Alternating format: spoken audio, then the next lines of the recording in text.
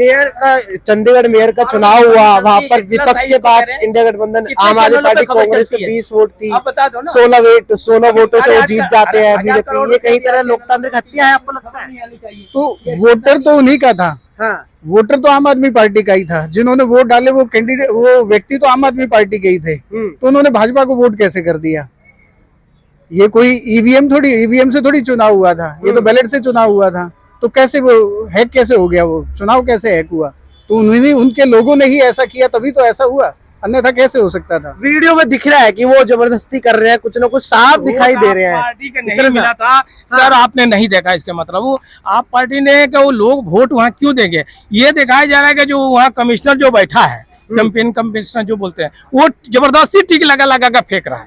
ये आपने नहीं देखा, यही वीडियो अनवैलिड करा उन्होंने। फोकस बना रहा है। अगर इनवैलिड हुआ है तो दोबारा से हो जाएगा। कोर्ट चला गया मसला। हाँ, तो दोबारा से हो जाएगा। अगर कुछ आपको गलत लगता हुआ है, नहीं लोकतंत्र की हत्या इस तरह से?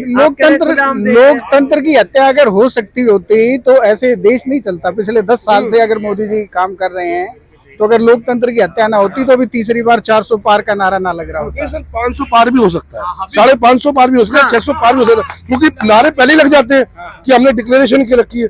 आप मुझे बताइए, आप इकोनॉमी की बात कर रहे हैं, अभी आने वाला बजट, ठीक है, कह रहे हैं ना, ठीक है। आप मुझे बताइए, आप पे कर्जा कितना है? आप पे कर्जा कितना है?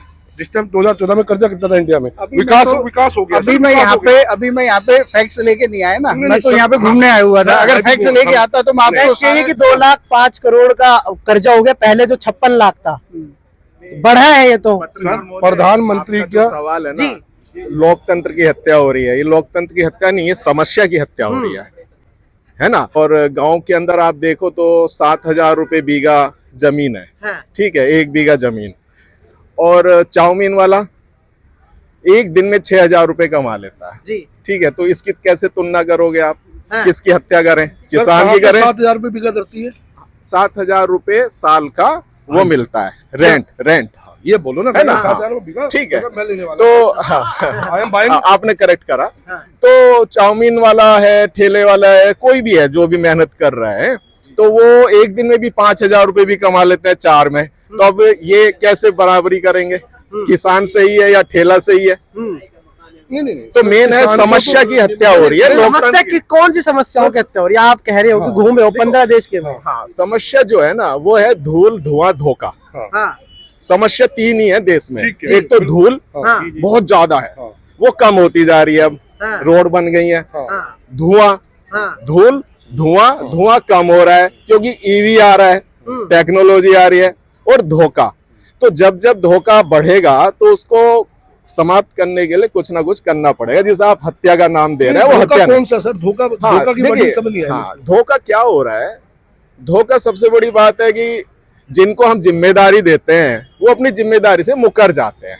कौन जिम्मेदार मुकर रहे हैं? कौन मुकर रहा है? देखिए, मुझे तो इस समय जो सबसे अच्छा लग रहा है, एक ही नेता अच्छा लग रहा है, वो मोदी युग आ गया है। अच्छा। और इसमें धोखा खत्म हो रहा है। और जो लोग जेल जा रहे हैं, समस्या में जा रहे हैं, बड़ी बातें की जा रही हैं, कोई शराब के नशे में पड़ा हुआ है। मैं आपको टोकूंगा। एक मिनट छोटा सा आपको क्वेश्चन। आपने ये कहा जिम्मेदारी, आप ये बताओ, पुलवामा में जो हमारे 40 जवान मरे, उसकी जिम्मेदारी किसी को दी गई? देखिए, मैं आपको बताऊं, सैनिक इतनी बड़ी ताकत है। मैं सैनिकों के बारे में कुछ नहीं कह सकता क्योंकि वो सम्मान पात्र है। जिम्मेदारी किसकी? नहीं, वो सम्मान पात्र है। मेरी इतनी ना तो औकात है कि मैं एक सैनिक के बारे में विरोध कर सकूं। मेरे सैनिकों ने जो किया उचित किया। विरोध की बात नहीं है ना, बात ये कि जितने हत्याएं हो रही है उनके भी शहीदी हो रहे हैं, वो अपना बलिदान दे रहे हैं। सरकार इसी मुझ पर आई थी कि 1 के बदले 15 लाएंगे, 1 के बदले 10 लाएंगे, लेकिन आ रहे हैं। देखो, जो सैनिकों ने किसी रक्षा मंत्री पे, किसी राज्यपाल पे, किसी ब्रिगेडियर पे, किसी आदमी की जिम्मेदारी तय हुई? 40 जवान कैसे मर गए? नहीं, तो वो चीजें आप जानिए, आप अकाउंट खोलिए। लेकिन हम सैनिकों के बारे में आपके सवाल पे आते हैं।